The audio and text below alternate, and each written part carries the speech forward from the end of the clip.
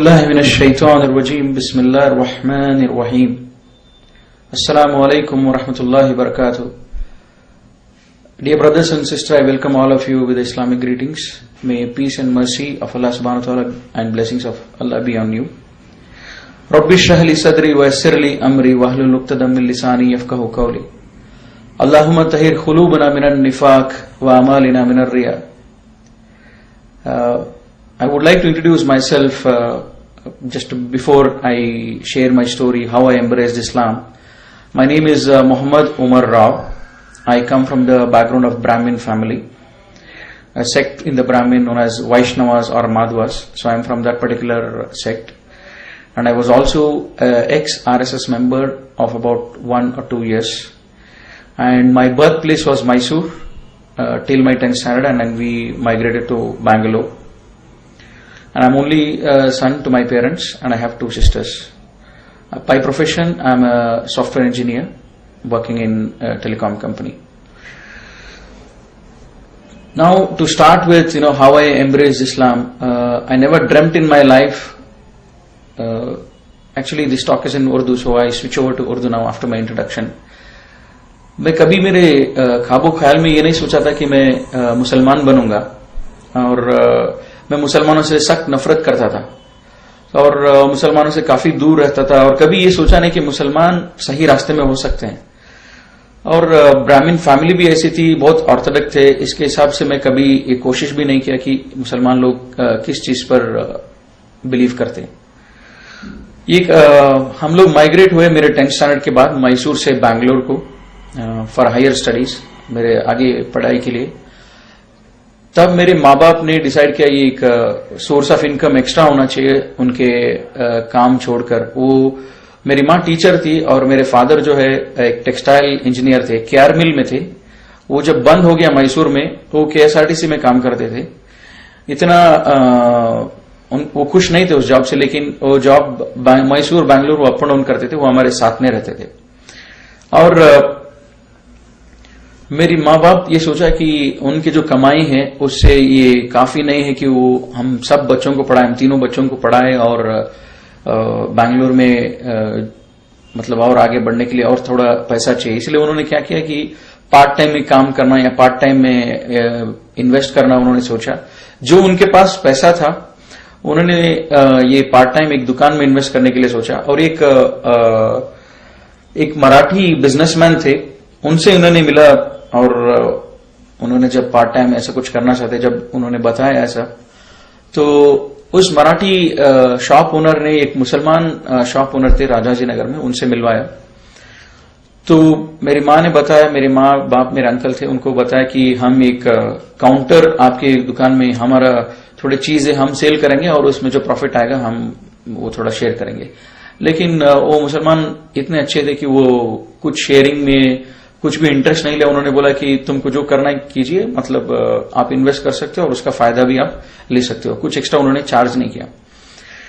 और मेरे माँ बाप बहुत इंप्रेस थे, और घर में हमेशा उनके बारे में बात होती थी कि ये मुसलमान लोग इतने अच्छे हैं कि ये हुनर हमको शॉप में जगह दिया बोल के। लेकिन मैं इससे बहुत नाराज था कि मेरे माँ बाप डेली उनके बारे में अच्छा ही बोले, जब मैं उनको नफरत करता हूं। जब मेरी माँ की स्कूल जब ईयरली खत्म होता था, जब उसको 2-3 महीने हॉलिडेज होते थे, तो मेरी माँ इस दुकान पे जाके उनको भी मदद करती थी, उनके लिए भी काम करती थी, और उसकी जो इन्वेस्टमेंट थी वो भी बेचती थी। और मेरी माँ को ये पसंद था कि मैं जाके वो काम करूं और मैं जाके थोड़ा बिजनेस सीखूं, इससे मैं थोड़ा जिम्मेदार हो जाऊंगा और अच्छा हो जाऊंगा। और घर में मुझे बोले कि तुम जाके इसको संभालो, और मैं बोला कि मैं किसी से भी काम करूंगा, मुसलमान के साथ मैं नहीं कर सकता हूं, और कोई जरूरी भी नहीं है कि अभी मैं काम करूं, और घर पे इतना गरीबी नहीं है मैं काम करके आपको कमा के खिलाऊं जब मैं पढ़ रहा हूं। मेरी माँ ने मान लिया, और मैं दूसरी जगह काम करता था 1-2 दिन के लिए, फिर बाद में छोड़ दिया और घर में रहता था ड्यूरिंग माई हॉलीडेज, जब मेरे छुट्टियां होती थी। तो फिर जब दूसरी बार मेरी माँ को छुट्टियां आई, तो मेरी माँ, मेरे नानी माँ और मेरे पेरेंट्स सब मुझे बहुत इंसल्ट किए कि तुम जाके करो, तुम जाके काम करो। जब तुम्हारी माँ जाके काम कर रही है, तुम्हारे बहन जाके काम कर रहे हैं, और उनकी बिजनेस वो देख रहे हैं, तुमको भी देखना चाहिए, तुम्हारे पैसा है। ऐसे घर में बैठने से अच्छा तुम जाके करो, घर की औरतें कर रहे हैं बाहर, तब मैंने सोचा कि ठीक है जाता हूं। फिर घर मैंने उस दुकान में गया राजाजी नगर में। वो लोग बोले आप चिकपेट में हमारी मदद कीजिए, इधर आपकी जरूरत नहीं। तो उधर मैं काम कर रहा था। जब इधर मैंने काम करना शुरू किया, मुझे और ज्यादा गुस्सा आया कि इनको देखकर वहां पे हिंदू लड़कियां मुसलमान होते थे। तब मैं बहुत नफरत करता था उन लोगों को जो मुसलमान कराते थे ऐसे लोगों को। मैं सोचा ये मुस्लिम लोग इंडिया में क्या कर रहे हैं, इनको तो जगह पाकिस्तान में है, ये लोग हमारे हिंदुओं को क्यों कन्वर्ट कर रहे हैं। तो फिर बहुत गुस्सा था, बहुत झगड़ा करता था उनसे। फिर ऐसी ये जब हो रहा था, वो शॉप के ओनर जो थे वो बैंगलोर में नहीं थे, वो कहीं और थे, बॉम्बे में थे। और इसी आर्ग्यूमेंट में उन्होंने थोड़ी चीज बताई। फिर बाद में उन्होंने बोला कि आप कुरान पढ़ो, कुरान से आपको कुछ समझ में आएगी, एक किताब है। फिर बाद में मैं सोचा कि अच्छा मैं इनको सिखा। अब मैं हिंदू लड़कियों को जब पूछा तुम लोग क्यों इस्लाम में, वो लोग कुछ आंसर नहीं करते। तो वो इतना ही बोलते थे कि ये सच है इसलिए हम आ गए, या ज्यादा वो बोलते नहीं थे। और मैं सोचा कि अब आप लोग, ये लोग तो अनएजुकेटेड हैं, मैं ब्राह्मण फैमिली से हूं और मैं समझता हूं हिंदुइज्म क्या है बराबर, और मैं इनको एक सबक सिखाऊंगा, मैं इनको हिंदुइज्म सिखाऊंगा ताकि हम भी सच हैं। तब मैं हिंदुइज्म और ज्यादा गौर से देखने लगा कि हिंदुइज्म में है क्या। और मीन टाइम कुरान भी मैं पैरेलली कुरान भी पढ़ रहा था। थोड़े मैं एनालिसिस किए, थोड़े भगवान की एज पर हिंदू बिलीफ वो क्या करते थे, उनकी क्या हिस्ट्री है, उनकी क्या बैकग्राउंड है, उनकी क्या ये है। उसके बाद मैं क्रिश्चियनिटी भी पढ़ा। फिर बाद में मैं इस्लाम कबूल किया। तो वो एनालिसिस मैं आपको बता रहा हूं। अभी पहले जो थे, जब मैं आरएसएस मेंबर था, हमको डेली सुबह में ये बोलते थे कि राम मंदिर हमारा है, कश्मीर हमारा है, तो ये सब होता था। फिर बाद में मैं सोचा कि राम मंदिर, जब उसको बोल रहे कि राम हमसे ज्यादा, सबसे ज्यादा पावरफुल भगवान है, तो उसके बारे में थोड़ा एनालिसिस किया। राम जो है वो एक जो किंग बोलते हैं, जिसको बोलते हैं राजा, वो राजा के घर में पैदा होता है और उसकी 7 बीवियां होते हैं उस राजा को। और 7 बीवियों में एक बीवी के बेटे होते हैं राम। और कुछ फैमिली मिसअंडरस्टैंडिंग से इस भगवान को, जो एज पर हिंदू बिलीफ, इसको घर से बाहर निकाल देते हैं और उसको बोलते हैं वनवास। एक 14 ईयर्स ये वनवास को भेजते हैं जंगल में। इस टाइम पे क्या होता है, रावण एक राक्षस है और वो राक्षस राम की वाइफ को किडनैप करना चाहता है। और जब ये प्लान बना रहा है, राम को ये मालूम भी नहीं कि मेरी वाइफ को कोई किडनैप करने के लिए प्लान कर रहा है। और राम को ये मालूम नहीं हो रहा है कि इस बात राम को मालूम ही नहीं हो रहा है। तो मैं सोचा कि भगवान को अगर उसको मालूम ही नहीं हो रहा है, उसके घर वालों पर अटैक हो रहा है, तो उसको क्या मालूम रहेगा मेरे ऊपर क्या मुसीबत आएगी, मुझे कैसे बचाएंगे। तो इसलिए मैं और आगे जब स्टोरी देखा रामायण, और रामायण जब पढ़ा, यहां तक आती है कि रावण प्लान बनाता है और उसके काम वालों को बोलता है तुम जाके उसके सामने एक हिरन बन जाओ। जब तुम हिरन बन जाओगे, राम और लक्ष्मण जो है तुम्हारे पीछे भागेंगे, और जब तुम्हारे पीछे भागेंगे तुम ज्यादा दूर भागो, और जब राम और लक्ष्मण जब ज्यादा दूर चले जाए घर से, तब मैं आके सीता को किडनैप करूंगा। तो ये ऐसा ही होता है। और राम को ये 1% भी इसका मालूमात नहीं होता है। और ये मैं सोचते रहता था ये भगवान कैसा हो सकता है, उसके घर वालों के ऊपर कोई अटैक कर रहा है और उसके घर वालों को कोई किडनैप कर रहा है, लेकिन इसको मालूम भी नहीं हो रहा है। और ऐसे ही आता है, रावण की काम वाला जो है वो हिरन बन जाता है, राम उसके पीछे भागता है, लक्ष्मण भी उसके पीछे भागता है, ये बोलकर ये लक्ष्मण रेखा है, इसको पार मत करो। और वो दोनों भागते हैं। अभी इसके टाइम पे क्या होता है, रावण जो है एक भिक्षुक, जो बोलते हैं ये भीख मांगने वाले के वेश में आते, वो उसको सीता को बुलाता है कि मुझे कुछ चाहिए। अब सीता जब बाहर आती है, वो बोलती है मैं ये रेखा से आगे नहीं आ सकूंगी। फिर उनके बाद में डिस्कशन होता है और रावण बोलता है कि आप बाहर आके देना चाहिए कि मैं कोई भिक्षुक नहीं हूं, लेकिन मैं एक अच्छा भिक्षुक हूं। तो सीता उस लक्ष्मण रेखा से पार करती है। पार करके जो है जब जाती है, रावण उसको किडनैप करता है। जब वो किडनैप कर रहा होता है, तब भी राम को और लक्ष्मण को मालूम नहीं होता कि मेरी बीवी मेरे घर पे अकेली है और उसको कोई किडनैप कर रहा है। हाँ, जब किडनैप हो रहा है तभी भी सीता अपने आप को बचाने की भी कोशिश नहीं करती है। वो बहुत मजबूर होती है और वो रावण किडनैप करता है, वो लेके चले जाता है। इसके बाद जो है राम उसको तलाशने के लिए, वो उसको कौन किडनैप किया, उसको वापस लेके आने के लिए वो कितने साल लगा देता है। और ये हनुमान जिसको बोलते हैं, ये उनको बोलते हैं वानर बोलते हैं कन्नड़ा में, इंग्लिश में उसको बोलते हैं मंकीज। उनके मदद से, ये बंदरों के मदद से वो कितने सालों के बाद सीता को वापस लेके आता है। और मेरे दिमाग में यही बात आता था, अगर राम सच्ची में भगवान है तो उसको इन वायुसेना की क्यों इनकी क्यों जरूरत है? ये वानरों जिसको बोलते हैं बंदर, इसकी क्यों जरूरत है? ये खुद जाके लेके आ सकता है। अगर ये भगवान है तो इसकी कोई जरूरत नहीं कि इसको किसी और की मदद की जरूरत नहीं, भगवान खुद अपने काम कर सकता है। लेकिन इसकी वाइफ को लेके आने के लिए ये बंदरों की मदद से लेके आता है। फिर भी लेके आने के बाद सीता को बोलता है कि मैं तुम पर लोग तुम पर शक कर रहे हैं, तो इसीलिए तुमको एक टेस्ट करना पड़ेगा, तुम पे एक टेस्ट किया जाएगा, जैसे इसको बोलते हैं कन्नड़ा में अग्नि परीक्षा। वो अग्नि परीक्षा मतलब ये एक आग से तुमको जाना पड़ेगा। जब तुमको हार्म कुछ नहीं होता है, इसका मतलब तुम प्योर हो। तो वो आग से निकलती है, फिर बाद में राम उसको कबूल करता है, वो एंड है। तो मैं सोचता था राम हिंदू के हिसाब से वो एक भगवान है और सीता भी एक भगवान है। जब भगवान एक दूसरे के ऊपर भरोसा नहीं करते हैं तो ये बात कुछ समझ में नहीं आती, भगवान के ऊपर क्यों भरोसा नहीं करता है? तो फिर मुझे ये लगा कि एक स्टोरी है। अब जब कुरान पढ़ रहा था, मेरे नानी को और मेरे माँ बाप को जब पूछता था रामायण जो है इसको कौन हमको दिया, रामायण किसने दिया हमको, तो वो बोलते थे रामायण लिखा हुआ है एक ऋषि से, वाल्मीकि जो बोलते हैं वो ऋषि ने लिखा है रामायण। तो ये मैं सोचता था मेरे नानी बोल रही है रामायण लिखा हुआ है। जब मैं उसको पूछा कुरान क्या है, वो बोलती थी कुरान जो है मुसलमानों के ऊपर उसके भगवान ने उनको दिया है, ये कोई लिखा नहीं है, भगवान ने दिया है। तब मैं सोचा नेचुरली जब ये किताब जो भगवान से है वो ज्यादा पावरफुल रहेगी, जो किताब लिखी हुई है वो ज्यादा वीक रहेगी। तो मैं सोचा भगवान से है कुरान, इसका क्या प्रूफ है? तो मैं तलाश करने लगा और भी एनालिसिस किया, जैसे गणेश है और गणेश की जब मैं एनालिसिस किया, गणेश भगवान हम इसको मानते हैं जब मैं हिंदू था। अभी पार्वती जिसकी पत्नी है, ईश्वर शिवा जिसको बोलते हैं, ईश्वर एक जो मोस्ट पावरफुल गॉड है, एक मोस्ट पावरफुल सबसे ताकतवर भगवान है। और ये ईश्वर की पत्नी है पार्वती। ईश्वर इतना ताकतवर है, अगर वो तीसरा आंख भी खोल देगा तो वो दुनिया भस्म हो जाएगा, ऐसा सब बिलीफ है। तब तो ऐसी ताकतवर भगवान की ये पत्नी है पार्वती, और वो भी भगवान है, गॉडेस बोलते हैं इंग्लिश में उसको। तो पार्वती उसको नहाना होता है और वो गणेश को बना देती है कि तुम मेरा वॉचमैन रहो। मैं सोचता था इतनी पावरफुल, इतनी ताकतवर भगवान की बीवी को सिक्योरिटी क्या जरूरत है? फिर भी वो बनाती है गणेश को, फिर वो नहाने जाती है और ईश्वरा जो है घर में दाखिल होता है। उसके घर में जब आता है वो पूछता है गणेश को तुम कौन हो?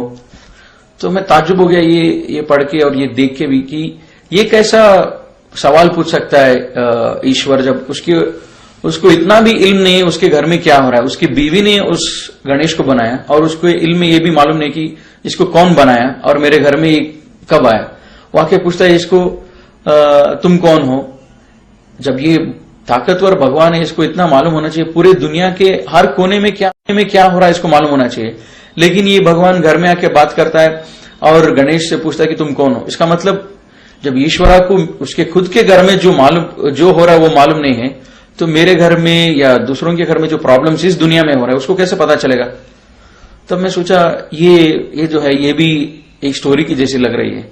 फिर आगे जब देखेंगे स्टोरी क्या होता है, फिर ईश्वरा जो है गणेश की गर्दन काट देता है जब गणेश उसको अंदर जाने नहीं देता है। उस टाइम पे पार्वती आती है और पूछती है कि तुमने ऐसा क्यों किया, ये मेरा बेटा है और इसको वापस जिंदा करो। और ईश्वरा बोलता है मैं इसको जिंदा नहीं कर सकता हूं क्योंकि मैंने उसको काट दिया है। और पार्वती और ईश्वरा ये काफी दिनों तक ये झगड़ा चलता है। फिर बाद में ईश्वरा बोलता है कि मैं इसको हाथी का सर से उसको जोड़ता हूं और उसके एसोसिएट्स को बोलता है कि तुम हाथी इस डायरेक्शन पे जो सोया हुआ है वहां पे जाओ और उस हाथी को आप कट करो, उस हाथी के सर को, और वहां लेके आओ और मैं इसको जोड़ दूंगा। अब लेके आते और उसको जोड़ देता है। अब मैं सोचा ये क्या लॉजिक है, उसी सर को ज्यादा आसानी से जोड़ सकता है, हाथी के सर को क्यों जोड़ा? जब जान नहीं दे सकता हूं बोल के फिर बाद में हाथी के सर से क्यों उसको जान वापस दिया? बाद में मैं सोचा कि इतना बेरहम क्वालिटी, जब इसको सर उड़ा देना, कट कर देना, ये क्वालिटी भगवान की नहीं हो सकती है। इतनी बेरहमी से एक गलती उसने किया, उसने जाने नहीं दिया, उसको कत्ल कर दो इमीडिएटली।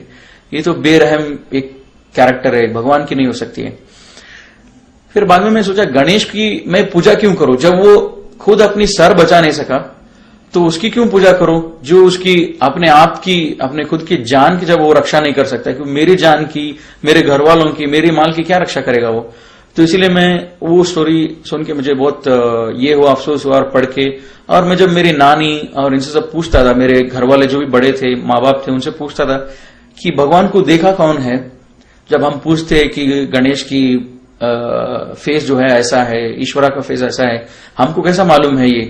तो घर में बोलते थे नहीं ये हम कर रहे हैं क्योंकि ये हमारी पूर्वज जो है बहुत पहले से करते आ रहे हैं, तो इसीलिए हम कर रहे हैं ये बात, तो इसीलिए हम पूजा कर रहे हैं इस मूर्तियों की।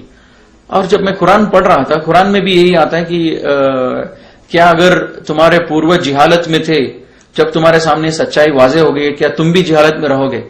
तो मैं सोचा ये किताब जो है ये आंसर दे रहा है जो मेरे क्वेश्चन जो मैं माँ बाप के पूछ रहा हूं, उस क्वेश्चंस को ये किताब मुझे आंसर दे रहा है, ऐसा लग रहा था मुझे।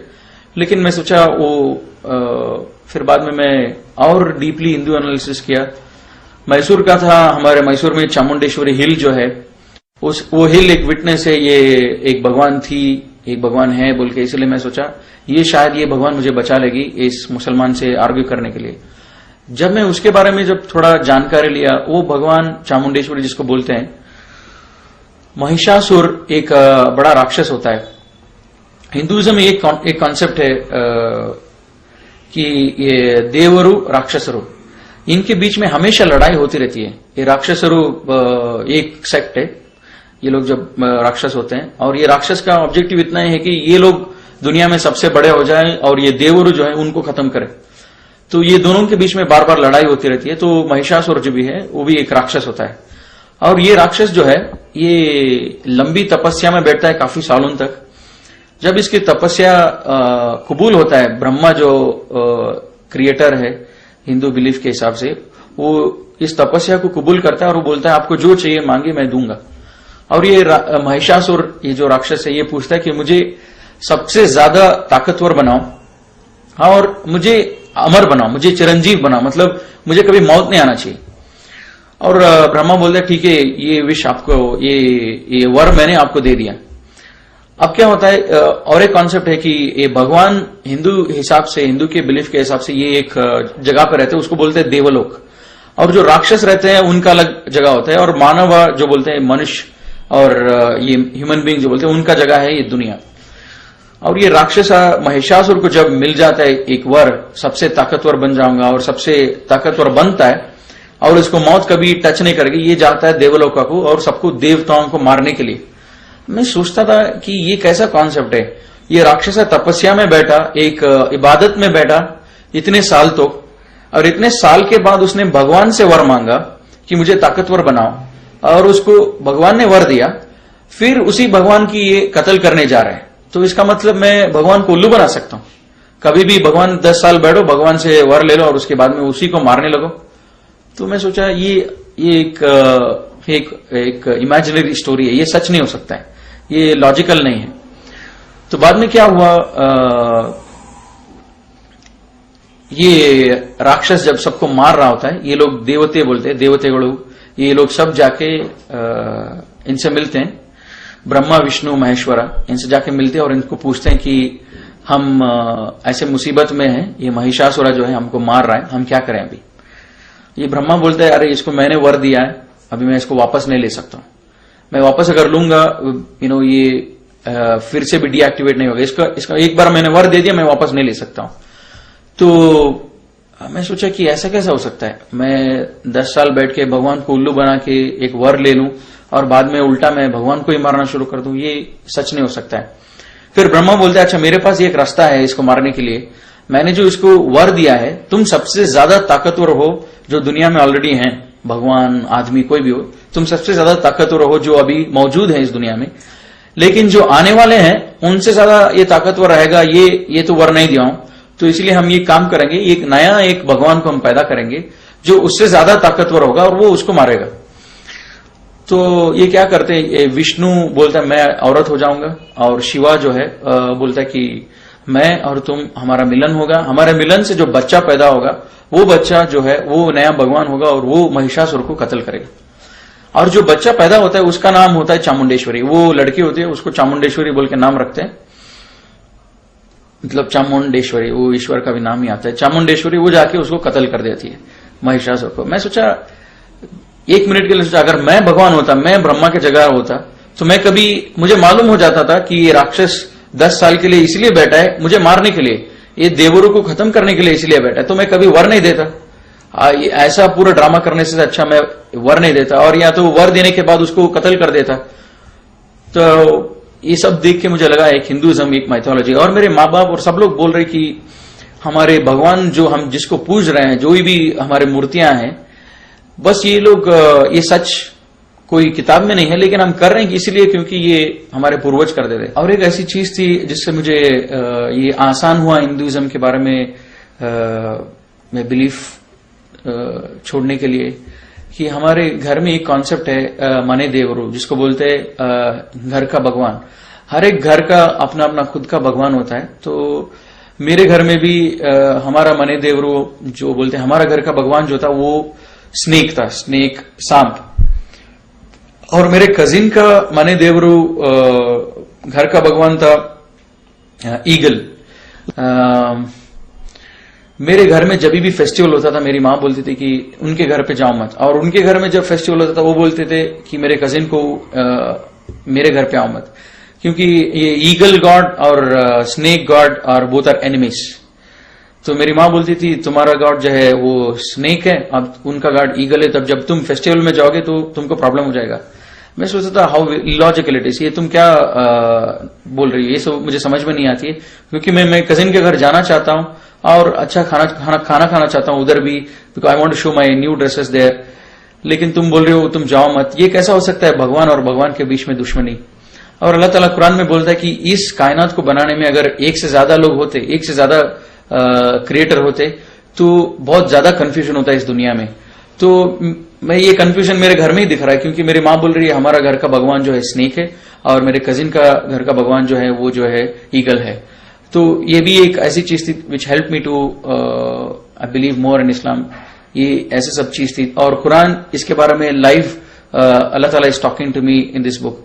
अल्लाह ताला बोल रहा है कि ये अगर इस दुनिया को बनाने में बहुत सारे भगवान होते तो उन भगवानों के बीच में बहुत सारे प्रॉब्लम भी होते। जैसे मैंने देखा रावण और राम और ब्रह्मा, महिषासुरा और जो है ईश्वरा, पार्वती, और ये सब जब देखा मैं, ये भगवान को दूसरे भगवान के बारे में मालूम ही नहीं है, जानकारी नहीं है। एक भगवान एक काम करता है, उसके बारे में दूसरे भगवान को मालूम नहीं है। जब ब्रह्मा ने महिषासुरा को वर दिया, उसके बारे में शिवा को मालूम नहीं, विष्णु को मालूम नहीं। जब ये सब कंफ्यूजन ही है, तो अल्लाह ताला कुरान में भी यही बोल रहा है कि अगर इस दुनिया को, और इस दुनिया में अगर एक से ज्यादा खुदा होते, तो एक से ज्यादा क्रिएटर होते, एक से ज्यादा अल्लाह होते, तो बहुत सारे प्रॉब्लम होते। तो मैंने थोड़ा क्रिश्चियनिटी भी पढ़ा। जब मैं 10th स्टैंडर्ड में जब था इंडिया में, मैसूर में, उधर एक पुष्पाश्रम बोल के एक जगह था, वहां पे क्रिश्चियंस लोग, फादर्स लोगों को ग्रेजुएट करते थे। तो उधर मैं क्रिसमस में कभी जाता था, उनकी हम लोग एक टूर के हिसाब से उधर जाते थे और देखते थे। हमारे फैमिली सबको लोग बुलाते थे, हम पूरे माँ बाप के साथ जाके देखते थे। वो जो मूर्तियां रखते थे जीसस की, मदर मेरी की, हम लोग देखते थे। वो उतना इल्म मुझे था, ये लोग क्रिश्चियंस भी जीसस को पूछते हैं। जब मैं थोड़ा ज्यादा जानकारी लिया तब मुझे मालूम पड़ा, ये बोलते हैं Jesus is the only son of God, only begotten son of the God. मतलब जो एक बेटा है, खुदा का बेटा है जो बोलते हैं। मैं सोचा हमारे घर में भी ये बात कभी कभी होती थी कि जब घर में लड़की पैदा होते तो ये लोग खुश नहीं होते थे हिंदूस, हम इनको बेटों की ज्यादा जरूरत होती थी। और जब मैं पूछता था कि बेटे को इतना क्यों अहमियत देते थे, ये बोलते थे कि बेटों से हमारा खानदान आगे बढ़ता है। तो बेटों की जरूरत अल्लाह को क्यों होना चाहिए, कि जब बेटा इसीलिए जरूरी है खानदान को आगे चलाने के लिए या नाम रोशन करने के लिए, जो भी है, लेकिन अल्लाह को बेटा की जरूरत क्यों है? अल्लाह तो स्टार्टिंग भी है, एंडिंग भी अल्लाह ही है, मतलब बीच में कोई नहीं, अल्लाह की सब कुछ है। तब मैं सोचा कि ये क्रिश्चियनिटी का जीसस सन ऑफ गॉड, ये जो भी है जिसको पूछते हैं, और मदर मैरी, ट्रिनिटी का जो भी कॉन्सेप्ट है, ये भी हिंदू के आसपास है, हिंदुइज्म के सेम फिलॉसफी है। तो मैंने क्रिश्चियनिटी को भी बहुत देर तक एनालाइज नहीं किया, फिर बाद में मैंने वो भी छोड़ दिया। जब मैं कुरान पढ़ रहा था मुझे मालूम हो गया कि इस्लाम सच है, लेकिन मुझे कबूल करने बहुत मुश्किल हो रहा था कि इस्लाम सच है, क्योंकि मैं मुसलमानों को बहुत नफरत करता था और मुझे मेरे फैमिली मुस्लिम्स के बहुत खिलाफ था, मतलब ब्राह्मण कम्युनिटी एज सच। तो मुझे डर भी लगता था कि ये कैसे सच हो सकता है। जब मैं कुरान पढ़ रहा था आगे थोड़ी आयत आई जो मैं आपसे शेयर करूंगा। ये आयत जो है मेरे दिल के अंदर बहुत तकलीफ हुआ और उसके बाद में मैंने इस्लाम कबूल किया। मैं सोचा अल्लाह ताला कुरान में बोलता है कि मैं हर चीज को माफ करूंगा जिसको चाहिए उसको, लेकिन शिर्क को माफ नहीं करूंगा। तो मैं सोचा मैं शिर्क को छोड़ दूंगा, बाकी सारे चीज मैं करते रहूंगा, क्योंकि शिर्क को छोड़ने के बाद मैं ऐसा कोई गुनाह नहीं कर रहा हूं जिससे मुझे अल्लाह ताला पनिशमेंट दे। तो मैंने शिर्क छोड़ दिया और मैं सोचा जो भी मैं कुरान पढ़ के मैं जो फॉलो कर सकता हूं मुसलमान नहीं बन के, वो मैं करूंगा। तो मैं शिर्क छोड़ दिया और घर में झगड़ा शुरू हो गया। घर में पूछने लगे कि तुम शिर्क क्यों छोड़े, मतलब पूजा करना क्यों छोड़े इन बुतों को। और मैं बोला कि मैं आजकल मॉडर्न बन रहा हूं, कॉलेज में जा रहा हूं और कॉलेज में सब मजाक उड़ाते हैं कि तुम नामा सब लगाते हो, कुमकुम सब लगाते हो, इसलिए मैंने छोड़ दिया ताकि मुझे मॉडर्न बनना है। तो मेरी मां थोड़ा कन्विंस हो गई, तो मैं पूजा छोड़ दिया। और ये सब एनालिसिस जब मेरा पूरा हुआ तो उसी टाइम पर मेरा कॉलेज भी स्टार्ट हो गया, मेरा सेकेंड ईयर चालू हो गया। तो मैं वो दुकान से बाहर आ गया। अब जो है पूरा कुरान पढ़ा, लेकिन पूरा कुरान पढ़ने के बाद मुझे थोड़ी आयत समझ में आई, वो तो शिर्क करना नहीं चाहिए और आखिरत क्या, ये सब समझ में आया था। और हर एक आयत का माना समझ में आया था कि आयत अल्लाह ताला अपने आप को आयत से प्रूव करते कि अल्लाह ताला का एग्जिस्टेंस, अल्लाह के ऊपर यकीन रखने के लिए अल्लाह की आयत को अगर हम सोचेंगे, उसके बारे में गौर करेंगे, तब हमको बिलीव होगा अल्लाह की एग्जिस्टेंस। मतलब अल्लाह हमारे सामने जाहिर नहीं है, मतलब अल्लाह को देख नहीं सकते, लेकिन अल्लाह के आयत को देखकर हम बिलीव करना चाहिए, इतना मुझे समझ में आया था। फिर दूसरी आयत जब मैंने कुरान में पढ़ा, how can you disbelieve in Allah when you are lifeless, we gave you life and we will cause you to die again and we will cause you to life again, we will bring back to life again. तो मैं सोचा it's not easy for me to believe that on the day of judgment we will be brought back to life। मतलब जब अल्लाह ताला बोल रहा है कि तुम अल्लाह के ऊपर कुफ्र कैसे कर सकते हो जब तुम नहीं थे और बाद में तुमको अल्लाह ने एक लाइफ दिया, फिर बाद में अल्लाह तुमको मौत देगा, फिर उसके बाद में अल्लाह तुमको फिर से वापस जिंदगी देगा, खड़ा करेगा आखिरत के दिन। तो मैं सोचा हाँ ये सच है, अल्लाह ताला जो बोल रहा है ये सच है। क्यों 18-20 ईयर्स बैक मेरा एग्जिस्टेंस ही नहीं था, I was not there before I was born. लेकिन ये धरती तो था, मेरे पैदा होने से पहले सेंचुरीज के हिसाब से ये धरती चल रही थी। लेकिन अभी ऐसा कैसा हो सकता है कि how I disbelieve in Allah, Allah says you are lifeless. हाँ मुझे 20-25 years back I was lifeless, मैं नहीं था इस धरती पे। फिर बाद में Allah gave me life, yes Allah gave me life, then afterwards he will cause me to die, we know that we will die, और मैं एक दिन मरूंगा, फिर Allah will bring back me to life again on the day of judgement. And हाँ अल्लाह मुझे फिर से जिंदगी देंगे आखिरत के दिन। जब ये दोनों सच है, मैं जिंदा नहीं था मेरे पैदा होने से पहले, फिर अल्लाह ने मुझे जिंदा किया, अल्लाह ने मुझे लाइफ दिया, फिर मुझे मौत भी देगा अल्लाह ताला, ये दोनों अगर सच है तो तीसरी चीज भी सच है। और this help me to believe in the day of judgement.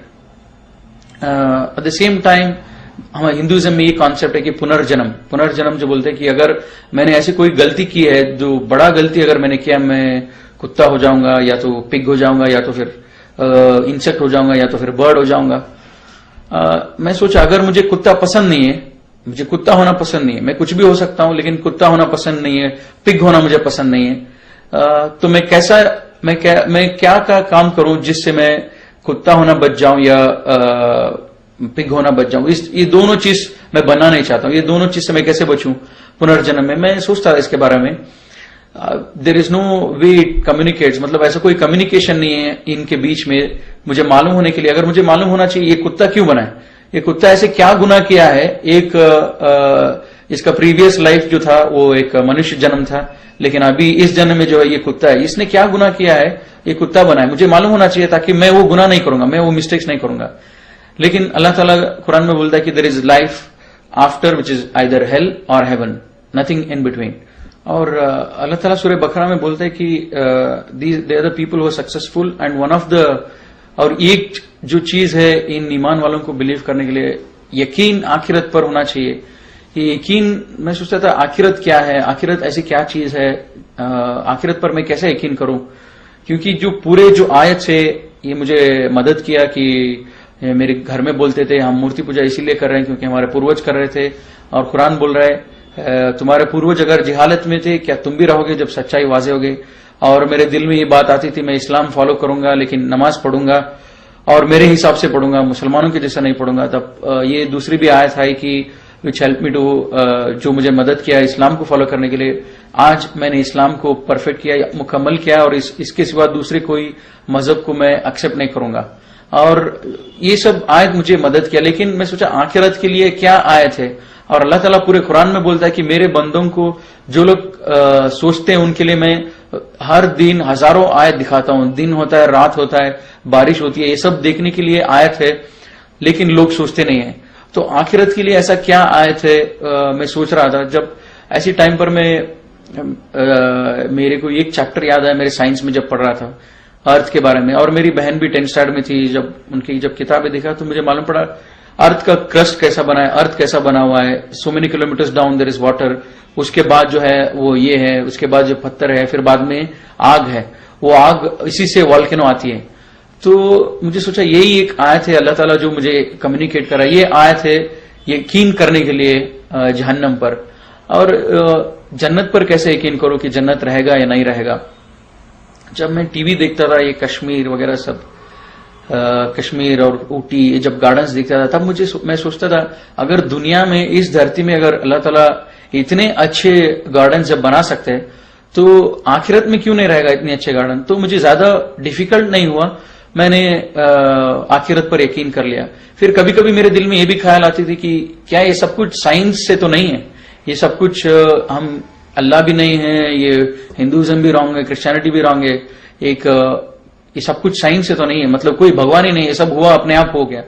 तो कभी कभी मेरे दिल में ये भी ख्याल आता था। जब मैं सोचता था उसके बारे में, वो बिग बैंग थ्योरी ऐसा है कि टू समराइज, मतलब सिंपल वे, कि एक वो फायर बॉल था, आग का बॉल था, और वो जब डिस्ट्रॉय हुआ वो ये दुनिया और ये रिवर्स स्काईज ये सब फॉर्म हो गए। तो ये बिग बैंग थियरी इन ए नटशेल ये जब बोलती है। जब मैं सोचा एक रबर बॉल अगर टूटता है, डिस्ट्रॉय होता है, तो रबर के पीसेस नजर आएंगे, कुछ ज्यादा नजर नहीं आएगा रबर बॉल से ज्यादा। उसी हिसाब से अगर एक फायर बॉल, एक आग का बॉल भी अगर डिस्ट्रॉय होता है तो आग ही दिखना चाहिए हर जगह। ऐसे कैसे कि पानी भी है धरती में और ग्रीनरी भी है और हमारी लाइफ है, ये साइंस भी थोड़ा it was not helping me. तो मुझे मालूम पड़ा कि ये साइंस जो है एक चीज बता रही है, लेकिन it is not only because of big bang theory. लेकिन अल्लाह ताला बोलता है पूरे क्रिएशन कैसे हुआ इन कुरान में, तो वो अल्लाह ने आंसर दिया। अब जब मेरा कॉलेज स्टार्ट हुआ तब मैं पूरा फुल टाइम उस दुकान में नहीं जाता था, लेकिन सैटरडे संडे उस दुकान में जाता था क्योंकि उस ओनर से भी अच्छी दोस्ती हो गई थी। वो उनका बिहेवियर अच्छा था, जब हमारा सैलरी टाइम पे देते थे, ज्यादा चीटिंग नहीं करते थे मेरे माँ के बिजनेस में, और हमको सब मदद करते थे, और जो भी दुकान में थे उन सबकी मदद करते थे जब जरूरत हो। तब मैं सोचा उनसे मिलने के लिए जाऊंगा। हर सैटरडे संडे जाता था, और जब भी जाता वो बिजी रहते थे उनके काम में, और मैं कुरान पढ़ता था। जब कुरान पढ़ता था नेक्स्ट टाइम जब गया मैं, और हमेशा जब भी मैं कुरान पढ़ने फिर से शुरू करता, मुझे डर लगता था लास्ट टाइम मैंने पढ़ा नहीं बराबर, तो फिर से शुरू करता था कुरान पढ़ने बिगिनिंग से, सूरह फातिहा, सूरह बकरा, फिर से शुरू करता था। जब फिर से शुरू किया कुरान में, एक आयत ऐसा आया सूरह बकरा में, this is the book of which this is the book from your lord on which there is no doubt, and this is a guidance for those who are conscious and who have the faith in Allah and faith in unseen and who have faith in the hereafter. And तो ये आयत एक 6 आयत थी, उससे मुझे डर लग रहा था और मैंने नमाज पढ़ना शुरू किया। वो 6 आयत था, one is we should believe in we should have the consciousness and we should believe in the unseen, which is Allah subhanahu wa ta'ala जो दिखते नहीं है, और एंजल्स और आखिरत उस पर।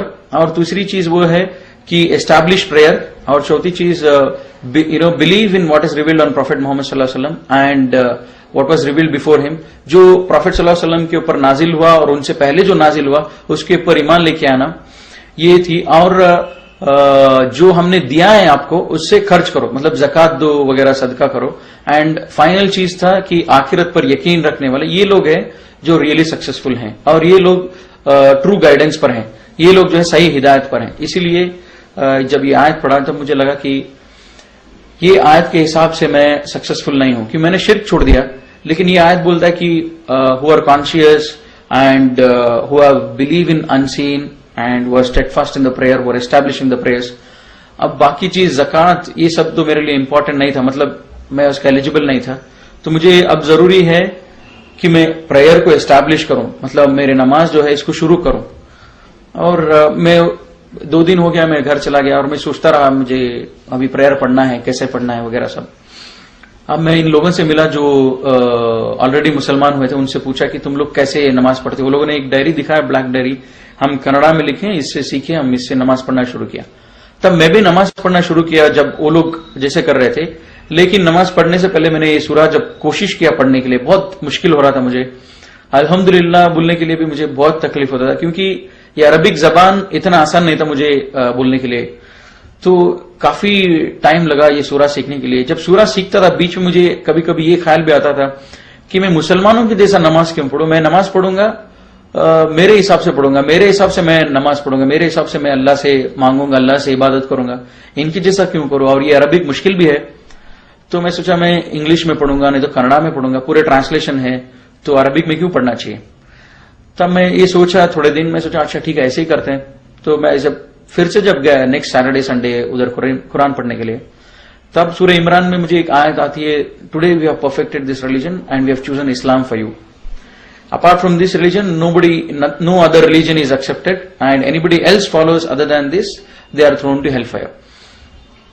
मुझे डर लगने लगा कि पहले दिन मैंने डिसाइड किया मैं शिर्क नहीं करूंगा, और जब नेक्स्ट टाइम जब कुरान पढ़ा ये बोल रहा है कि एस्टैब्लिश प्रेयर। अब मैं एस्टैब्लिश प्रेयर करने सोच रहा था, जब एस्टैब्लिश प्रेयर करने के लिए जब पूरे सूराज जब पढ़ रहा था इतना मुश्किल हो रहा था, मैंने सोचा मेरे हिसाब से मैं नमाज पढ़ूंगा। अब कुरान बोलता है मुझे Islam is the only religion which is accepted.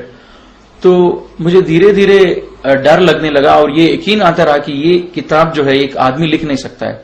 जो मेरे दिल के अंदर जो स्ट्रगल हो रहा है, मेरे दिल के अंदर जो दिन रात में सोच रहा हूं कि ये सच है, ये सही है, अच्छा ऐसा करूंगा वैसा करूंगा, ये जो हो रहा है उसके जवाब जो है ये कुरान में मुझे मिल रहा है। और मैं ये बात किसी से बोल नहीं रहा हूं, ये इसका जवाब मुझे कुरान से मिल रहा है। मेरे जिसके दिल के हालत पर कुरान मुझे कमांड कर रहा है कि ये सही है, ये गलत है। तो मुझे डर भी लगने लगा और यकीन होने लगा कि इस किताब को एक आदमी नहीं लिख सकता है। मुझे जो भी बनाया हो, जो बनाया है, मुझे जो बनाया है वही इस किताब को नाजिल कर सकता है। तब मुझे यकीन आने लगा ये किताब जो है अल्लाह की तरफ से है। फिर मैं बहुत मेहनत किया, 3-4 महीने लगे, फिर नमाज पढ़ना शुरू हुआ, सब सूराज लर्न किया, फिर नमाज पढ़ रहा था। और कभी कभी नमाज मेरी होती थी, कभी कभी नहीं होती थी, क्योंकि घर पे मेरे माँ बाप के सामने तो नहीं पढ़ता था। और अभी नमाज तो पढ़ रहा हूं, शिर्क नहीं कर रहा हूं, नमाज पढ़ रहा हूं, लेकिन मैं सोचा अभी ठीक चल रहा है, अब जरूरी नहीं कि मैं और आगे जाऊं। तो मैं सोचा अभी मेरा पढ़ाई कंप्लीट कर लेता हूं, मैं इंजीनियरिंग फिनिश करता हूं, फिर बाद में मैं MBA करूंगा, उसके बाद में मैं इस्लाम कबूल करूंगा। तब तक मैं इस्लाम नहीं कबूल करूंगा, तब तक मैं शिर्क छोड़ूंगा और नमाज पढ़ूंगा। ये दो से ज्यादा मैं आगे नहीं बढ़ूंगा। जब नेक्स्ट टाइम मैं जब कुरान पढ़ने लगा, फिर से जैसे मैं शुरू से पढ़ने लगा, सूरह बकरा में दूसरी आयत आती है कि ये लोग किस चीज के लिए इंतजार कर रहे हैं। ये लोग इंतजार कर रहे हैं अल्लाह और अल्लाह की मलाइका को, जब वो आसमान में आ जाए तब तो क़यामत है, मतलब then the matter is settled. तो इंग्लिश में आयत मुझे बहुत लगती थी, what are this people waiting for, are they waiting for Allah to come out with the angels in the clouds, then the matter is settled. इसका मतलब ये था कि ये किस चीज पर इंतजार कर रहे हैं। अगर ये लोग वेट कर रहे हैं अल्लाह के ऊपर यकीन करने के लिए, क़यामत कभी भी आ सकती है। Are they waiting for Allah to come out with the angels. तो अब मुझे और डर लगता था कि मैं नमाज पढ़ना शुरू किया, अब कुरान बोल रहा है कि मुझे किस चीज के लिए इंतजार कर रहा हूं। और मैं अंदर ही अंदर ये प्लान किया था मैं इंजीनियरिंग पढ़ूंगा, MBA करूंगा, उसके बाद में मैं घर से बाहर आऊंगा। जरूरत नहीं था घर से बाहर आने के लिए, लेकिन घर के अंदर भी तो नहीं कर सकता था। एक मुझे मालूम था मुझे घर से बाहर आना है। तो मैं सोचा अभी मुझे और ज्यादा स्टेप्स लेना पड़ा, नहीं, और मैं कुरान पढ़ते रहा और मैं घर पे नमाज पढ़ते रहा। मैं सोचा कि मुझे एक रास्ता निकालना चाहिए कि इस्लाम कंप्लीटली फॉलो करने के लिए। और बार बार अल्लाह ताला कुरान में बोलता है कि इस्लाम में पूरे के पूरे दाखिल हो जाओ। और मुझे मालूम था कि मैं पूरा दाखिल नहीं हूं, क्यों मैं शिर्क छोड़ दिया और नमाज पढ़ रहा था बस, और बाकी जो भी इस्लाम की अहकामात है वो नहीं कर रहा था। जुमा को मस्जिद में नहीं जा रहा था, और रोजा जब रखता था कभी कभी रखता था, कभी कभी नहीं रखता था। तो मुझे मालूम था कि मैं इस्लाम में कंप्लीटली नहीं हूं, मुझे कंप्लीटली आने के लिए कुरान बोल रहा है, अब मुझे कंप्लीटली आना चाहिए। फिर बाद में पहला रमजान आया, मैं पहले रमजान में अल्हम्दुलिल्लाह पूरे के पूरे रोजा रखा। फर्स्ट 2 डेज शायद छूट गया होगा, पूरे के पूरे रोजा रखा। और मेरे घर में बहुत झगड़ा होती थी कि माँ को डाउट आने लग गया मैं रोजा रख रहा हूं बोल के। अब जब उसको डाउट आता था उस दिन मैं उससे बचने के लिए, वो जब फोर्स करती तो उसके सामने खा लेता। तो ऐसे 2 रोजे छूट गए होंगे। फिर पहले रमजान हुआ, फिर बाद में मैं अल्हम्दुलिल्लाह थोड़ा स्ट्रांग हुआ, थोड़ा यकीन भी हुआ। अब घर पे जो बात करने लगते थे हम डेली डिनर पे, लंच पे, जब उनको बताने लगा, क्यों अभी जब मेरा प्लान के हिसाब से कुछ भी नहीं होगा, मुझे अभी घर में बोलना चाहिए धीरे धीरे कि मैं इस्लाम में आ रहा हूं, तब मैं घर में बोलने लगा धीरे धीरे कि ये गलत है हम जो कर रहे हैं। फिर ये सब बोलता भी रहा, और कॉलेज में जाते, कॉलेज भी पढ़ाई भी होती थी। कभी कभी दिल में ये ख्याल भी आता था कि ये सब जरूरी है क्या, अभी मैं बच्चा हूं, अभी मैं 17-18 ईयर्स में हूं और मुझे पढ़ाई पे ध्यान देना चाहिए, ये सब जरूरी नहीं है। ये अभी ठीक है मैं शिर्क छोड़ दिया और नमाज पढ़ रहा हूं, लेकिन घर से बाहर जाना जरूरी नहीं है। मैं सब कमाऊंगा, अच्छा पोस्ट पे आऊंगा, तब जाके मैं पूरा का पूरा इस्लाम फॉलो करूंगा। ये ख्याल भी आता था। कभी नमाज के लिए भी इरेगुलर हो जाता था। जब घर में नमाज पढ़ने की अपॉर्चुनिटी भी जब होते थे, वो नमाज छोड़ देता था कोई भी बहाना लेके। फिर बाद में कभी भी हॉलीडेज आता, सैटरडे संडे, फिर वो दुकान में जाता, कुरान पढ़ता था। जिससे बिगिनिंग से जब पढ़ता था वो कुरान में आता था कि सूरह बकरा में, there are people who say we believe in Allah in the last day and they are deceiving Allah. They think they are deceiving Allah and the believers, but they are not deceiving anybody else, they are deceiving themselves. इसका मतलब ये कि थोड़े लोग हैं जो बोलते हैं कि हम अल्लाह पर ईमान रखते हैं और आखिरत पर ईमान रखते हैं, लेकिन वो हकीकत पे ईमान नहीं रखते हैं। वो बस एक मजाक कर रहे हैं, एक धोखा दे रहे हैं अल्लाह और अल्लाह के बंदों को।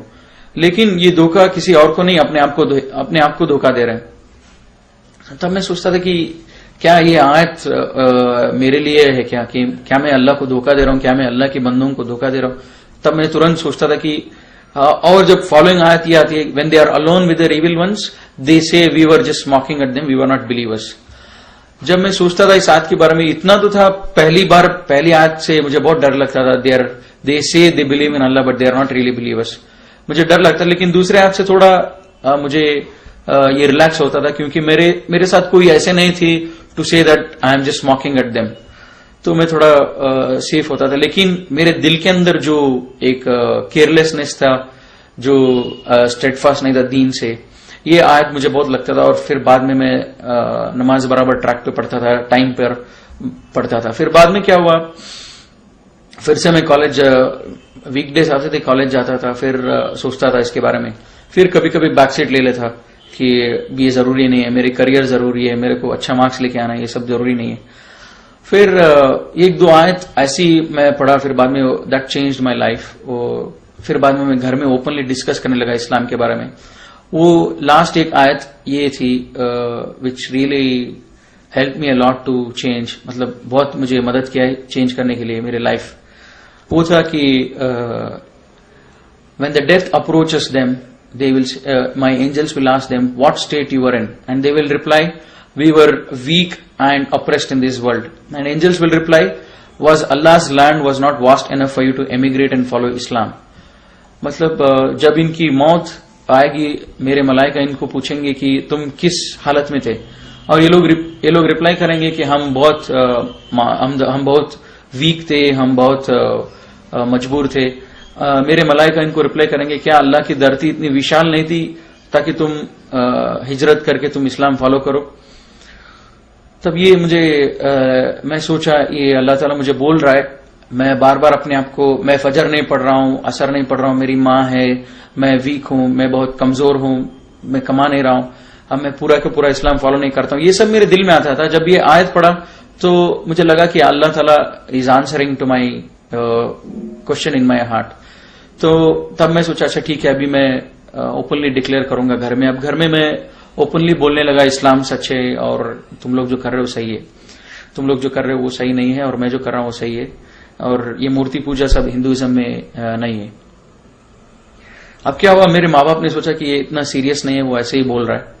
फिर धीरे धीरे धीरे मेरे ये डिप्लोमा जो खत्म होती रही, मैंने अपने प्रिंसिपल से भी पूछा कि लीगल प्रोसीजर क्या है इस्लाम कबूल करने की। फिर उन्होंने बताया लीगल प्रोसीजर जो भी है, उसके बाद मुझे काम मिलेगा नहीं मिलेगा। फिर इतना हुआ मेरे घर में, जब मैं पूरा बोल रहा था मेरे माँ बाप भी ये मानते थे मैं जो बोल रहा हूँ सच बोल रहा हूँ, लेकिन वो बोलते थे कि हम इस्लाम फॉलो इसलिए नहीं कर सकते, हमारी सोसाइटी हमारी कम्युनिटी हमको ये बड़ा मुश्किल होगा। लेकिन अल्लाह ताला कुरान में भी ये बोलते हैं कि ये नबी, ये लोग इस किताब को ऐसे पहचानते हैं जैसे अपनी बेटों को पहचानते हैं। तो जैसे हमारे फैमिली जैसे बोलती है, जब मैं पूरा उनको इस्लाम का मैसेज दिया, वो लोग भी बोल रहे तुम जो बोल रहे हो सच है, लेकिन हम फॉलो इसीलिए नहीं कर सकते क्योंकि सोसाइटी है एक्सेट्रा एक्सेट्रा। तब ये आयत is talking about the same behaviour of them. तो काफी सारा ऐसा सब अंदर मेरे दिल में बहुत प्रॉब्लम आ रहा था, अंदर ही अंदर एक स्ट्रगल था, एक क्या करूं मैं इस्लाम कबूल करूं या क्या करूं। लेकिन मन ही मन मेरे दिल ये बोल रहा था कि इस्लाम सच है, और मैं मानने के लिए रेडी नहीं था क्योंकि माँ बाप और ये सब वगैरह। जब ये आयत पढ़ा, what state they were in, what state you are in when you know we will be asked when I am in my death bed and I will say I am weak and oppressed. तो ये आयत जो है ये मुझे बहुत लगा। इसके बाद में मैं डेली दुआ करने लगा अल्लाह से कि मुझे एक अपॉर्चुनिटी मिल जाए जिससे मैं घर छोड़ दूं और इस्लाम कंप्लीटली फॉलो करूं। और डेली घर में झगड़ा होता था, और एक बात पर बहुत सीरियस झगड़ा हुआ माँ से, और माँ बोली घर छोड़ के तुम चले जाओ, तुम आजकल हमारी बात नहीं मानते हो। और मैं सोचा भाई यही एक अपॉर्चुनिटी है, मैं घर छोड़ूंगा और इस्लाम पर फॉलो करूंगा। अब मैं घर छोड़ने के लिए रेडी हो रहा था, मेरी बहन भी बोली मैं भी इस्लाम कबूल करना चाहती हूँ। मैं जब घर में सब लोगों को ये समझा रहा था इस्लाम क्या है, तो मेरी बहन समझी, वो बोली कि मुझे यकीन है तुम जो बोल रहे इस पर, और ये राइट है, तो इसलिए मैं भी इस्लाम में आना चाहती हूँ। फिर बाद में वो इस्लाम कबूल करी, तो फिर वो भी मेरे साथ आ गए। हम लोगों ने घर छोड़ा।